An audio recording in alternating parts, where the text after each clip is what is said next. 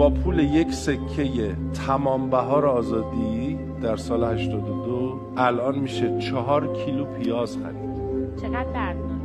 من واقعا حالا با اینکه خیلی آدم شوخی هستم ولی اصلا نمیشه باش شوخی کرد چون خیلی ناراحت.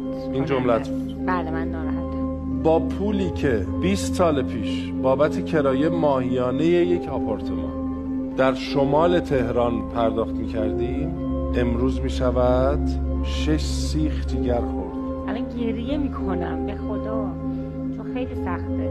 مردم واقعا دارن سختی میکشن. یک بسته چیپس 450 گرمی معادل است با $150. من اگه الان گریم بگیره چشم اشک میاد از دیدشم خون. هیچ نه. سمیر یک سیخ کوبیده خالی بدون دورچین میشود 20 کیلو راسته گوسفندی در 20 سالش. خوش اون وقتا.